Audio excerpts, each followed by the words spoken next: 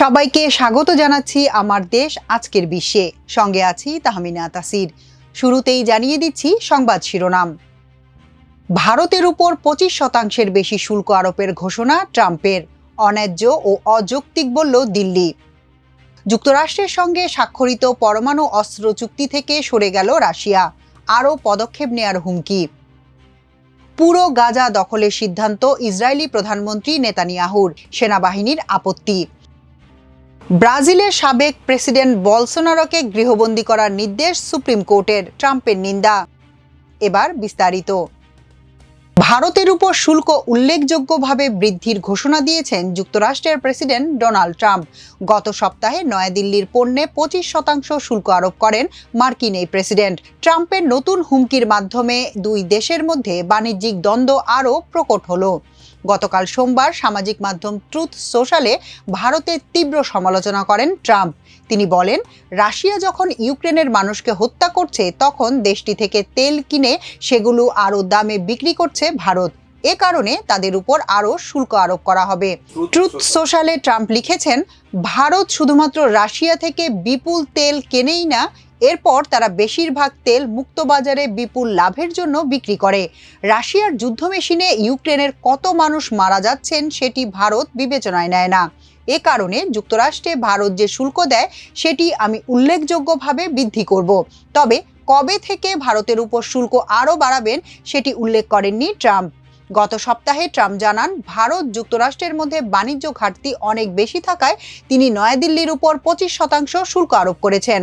এছাড়া রাশিয়ার জ্বালানি ও সামরিক সরঞ্জাম কিনলে জরিমানা করা হবে বলেও হুমকি দেন তিনি। এদিকে ট্রাম্পের হুমকির পর ভারতের পররাষ্ট্রমন্ত্রী এস জয়শঙ্কর বলেছেন, তাদের এ লক্ষ্য করা অযৌক্তিক। তিনি অন্য বড় অর্থনীতির দেশের মতো ভারতের অর্থনৈতিক স্বার্থ রক্ষায় প্রয়োজনীয় ব্যবস্থা নেয়ার কথা বলেছেন। অপরদিকে রাশিয়া থেকে তেল কেনায় মার্কিন প্রেসিডেন্ট ডোনাল্ড ট্রাম্পের শুল্ক বাড়ানোর হুমকিকে অযৌক্তিক ও অহেতুক হিসেবে বর্ণনা করেছে ভারত।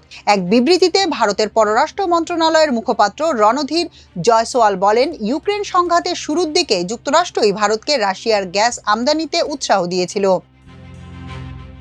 স্বল্প ও মাঝারি পাল্লার পারমাণবিক ক্ষেপণাস্ত্র মোতায়েনের উপর স্থগিতাদেশ প্রত্যাহার করে নেয়ার কথা বলেছে রাশিয়ার পররাষ্ট্র মন্ত্রণালয়। মন্ত্রণালয়ের এমন সিদ্ধান্তের জন্য নেটোকে দায়ী করেছেন দেশটির সাবেক প্রেসিডেন্ট এবং বর্তমানে জাতীয় নিরাপত্তা পরিষদের ডেপুটি চেয়ারম্যান দিমিত্রি মেদভেদেভ। সামাজিক যোগাযোগ মাধ্যম এক্সে ইংরেজি ভাষায় লেখা এক পোস্টে দিমিত্রি বলেন, মধ্য ও স্বল্প পাল্লার ক্ষেপণাস্ত্র মোতায়েনে স্থগিতাদেশ প্রত্যাহার সংক্রান্ত রুশ পররাষ্ট্র মন্ত্রণালয়ের বিবৃতি নেটো দেশগুলোর রাশিয়া বিরোধী নীতির ফল। গতকাল সোমবার রাশিয়ার পররাষ্ট্র মন্ত্রণালয় ওই বিবৃতি দেয়। এর পরপরই উল্লেখিত পোস্ট দেন মেদভেদেভ। এক্সে দেওয়া সর্বশেষ পোস্টে হুঁশিয়ারি উচ্চারণ করে তিনি আরও বলেন, এটি একটি নতুন বাস্তবতা যা আমাদের সব প্রতিপক্ষকে মেনে নিতে হবে। আরও পদক্ষেপের জন্য প্রস্তুত থাকুন। তবে আরও পদক্ষেপের জন্য প্রস্তুত থাকতে বললেও সেটি কি হতে পারে সে বিষয়ে মেদভেদেভ কিছু বলেননি। মেদভেদেভের সঙ্গে কথার লড়াইয়ের জের ধরে গত সপ্তাহে ট্রাম্প রাশিয়ার কাছে উপযুক্ত অঞ্চলে যুক্তরাষ্ট্রের দুটি পারমাণবিক সাবমেরিন মোতায়েনের নির্দেশ দেন। গতকালের বিবৃতিতে রুশ পররাষ্ট্র মন্ত্রণালয় বলেছে, ইউরোপ ও রাশিয়া প্রশান্ত মহাসাগরীয় অঞ্চলের পরিস্থিতি যেদিকে মোড় নিচ্ছে তা তাদের স্বল্প ও মাঝারি পাল্লার ক্ষেপণাস্ত্র মোতায়েন সংক্রান্ত নীতির পুনর্মূল্যায়নের কারণ হয়েছে।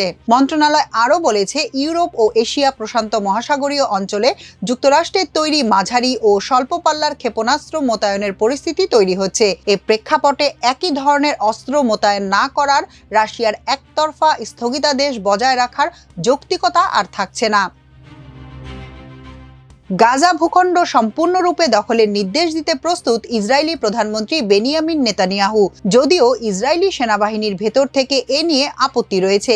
ফলে ইসরায়েলি সেনাবাহিনী এই ভূখণ্ড জুড়ে তাদের অভিযান আরও সম্প্রসারণ করবে। মঙ্গলবার টাইমস অব ইসরায়েল সহ ইসরায়েলের বিভিন্ন গণমাধ্যমে এ খবর প্রকাশিত হয়। প্রতিবেদন অনুসারে বেশ কয়েকজন মন্ত্রী বলেছেন, নেতানিয়াহু গাজায় সামরিক অভিযান সম্প্রসারণের বিষয়ে কথোপকথনে গাজা দখল শব্দটি ব্যবহার করেছেন। করেছেন।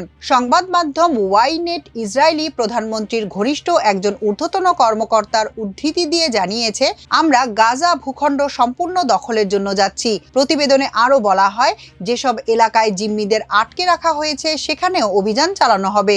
যদি চিফ অব স্টাফ রাজি না হন তাহলে তার পদত্যাগ করা উচিত। নেতানিয়াহুর কার্যালয়ে নাম প্রকাশে অনিচ্ছুক ঊর্ধ্বতন কর্মকর্তার উদ্ধৃতি দিয়ে চ্যানেল 12 এর প্রধান রাজনৈতিক বিশ্লেষক অমিত সেগা জানান, সিদ্ধান্ত নেওয়া হয়েছে। ওই কর্মকর্তা জানান, যদি আমরা এখনই পদক্ষেপ না নেই তাহলে জিম্মিরা অনাহারে মারা যাবে এবং গাজা হামাসের নিয়ন্ত্রণে থাকবে। তবে IDF chief of staff lieutenant general Eyal জমিরের গাজা দখলের প্রস্তাবের বিরোধিতা করেছেন। গাজা ভূখণ্ড প্রায় 75% এখন আইডিএফ এর নিয়ন্ত্রণে। নতুন পরিকল্পনার অধীনে সেনাবাহিনী অবশিষ্ট অঞ্চলও দখল করবে বলে ধারণা করা হচ্ছে। এর ফলে পুরো অঞ্চল ইসরায়েলি নিয়ন্ত্রণে আসবে। এই পদক্ষেপের ফলে গাজার লাখ লাখ বেসামরিক নাগরিক এবং এখানে কর্মরত দাতা গোষ্ঠীর কর্মকর্তাদের উপর কী ধরনের প্রভাব পড়বে তা স্পষ্ট নয়। আইডিএফ জানিয়েছে তারা পুরো ভূখণ্ডের দখলের বিরোধী। সেনাবাহিনীর ধারণা, হামাসের সকল অবকাঠামো পরিষ্কার করতে কয়েক বছর সময় লাগতে পারে। যদি সেনারা ইসরায়েলি জিম্মিদের যেখানে বন্দী করে রাখা হয়েছে সেখানে পৌঁছায় তাহলে জিম্মিদের হামাস মেরে ফেলতে পারে এমন আশঙ্কাও রয়েছে। সোমবার নেতানিয়াহু বলেছিলেন তিনি যুদ্ধ কিভাবে এগিয়ে নেওয়া যায় সে বিষয়ে আইডিএফকে নির্দেশ দেওয়ার জন্য মন্ত্রিসভার বৈঠক আহ্বান করবেন। এর আগে রোববার চ্যানেল 12 এর খবরে বলা হয়েছে, গাজা দখল নিয়ে নিরাপত্তা মন্ত্রিসভার মধ্যে বিভক্তি দেখা দিয়েছে। ফিলিস্তিনের পররাষ্ট্র মন্ত্রণালয় এই পরিকল্পনার নিন্দা জানিয়েছে। আন্তর্জাতিক সম্প্রদায়ের প্রতি আহ্বান জানিয়ে তারা বলছে, ইসরায়েলের পরিকল্পনা রোধে জরুরিভাবে হস্তক্ষেপ করা হোক। ব্রাজিলের সাবেক প্রেসিডেন্ট জোইর বলসোনারোকে গৃহবন্দী করার নির্দেশ দিয়েছেন দেশটির সুপ্রিম কোর্টের একজন বিচারক। সামাজিক যোগাযোগ মাধ্যম ব্যবহারে নিষেধাজ্ঞা অমান্য করায় স্থানীয় সময়ে গতকাল সোমবার বিচারক এই আদেশ দেন। আদালতের এই আদেশের ফলে সামরিক অভ্যুত্থানের ষড়যন্ত্র করার অভিযোগে বিচারের মুখোমুখি হওয়া সাবেক ডানপন্থী এই রাজনীতিক ও আদালতের মধ্যকার টানাপোড়েন আরও বাড়ল। 2022 সালের নির্বাচনে প্রেসিডেন্ট লুইজ ইনাসিও লুলা দা সিলভার কাছে হেরেও ক্ষমতা ধরে রাখার ষড়যন্ত্র করার অভিযোগে তার বিচার চলছে। জ্বালাময়ী ভাষণ দিয়ে বিচার কাজ বাধাগ্রস্ত করার অভিযোগ ওঠায় গতিবিধি নজরদারিতে রাখতে গত মাসে সাবেক এই প্রেসিডেন্টকে পায়ে ইলেকট্রিক কড়া পরানোর নির্দেশ দেন আদালত। পাশাপাশি সামাজিক যোগাযোগ মাধ্যম ব্যবহারে তার উপর নিষেধাজ্ঞা দেয়া হয়। তার মিত্র ও ছেলেরা জ্বালাময়ী ভাষণগুলো অনলাইনে দিয়েছিলেন। জনগণের উদ্দেশ্যে দেওয়া এ ধরনের ভাষণ অনলাইনে প্রচার তৃতীয় পক্ষের উপরও নিষিদ্ধ করা হয়। গত রোববার বলসোনারোর প্রতি সংহতি জানিয়ে ব্রাজিলের কয়েকটি শহরে সমাবেশ হয়। এর মধ্যে রিও ডি জেনিরোতে অনুষ্ঠিত সমাবেশে ছেলের সঙ্গে তার সরাসরি ফোনালাপ সম্প্রচার করে আদালতের নিষেধাজ্ঞা অমান্য করেন বলসোনারোর মিত্ররা। এ ঘটনায় সুপ্রিম কোর্টের বিচারক আলেকজান্ডার ডি ময়ারেস ক্ষুব্ধ প্রতিক্রিয়া ব্যক্ত করেন। গতকাল তিনি বলেন, বিচার বিভাগ একজন আসামিকে তার রাজনৈতিক ও অর্থনৈতিক ক্ষমতার কারণে এই বিভাগকে বোকা ভাবার সুযোগ দেবে না। আদালতের বিধিনিষেধ বারবার অমান্য করায় সাবেক এই প্রেসিডেন্টের সমালোচনা করে তাকে রাজধানী ব্রাসিলিয়ার বাড়িতে গৃহবন্দী রাখার নির্দেশ দেন বিচারক।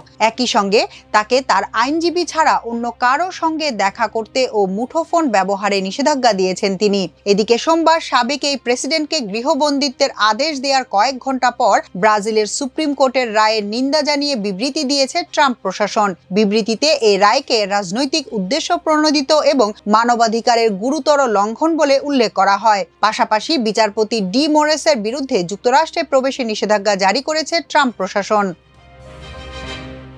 এখনকার মতো এ পর্যন্তই। সবাই ভালো থাকুন, সুস্থ থাকুন আমার দেশের সঙ্গে। চ্যানেলটি ভালো লাগলে সাবস্ক্রাইব করুন।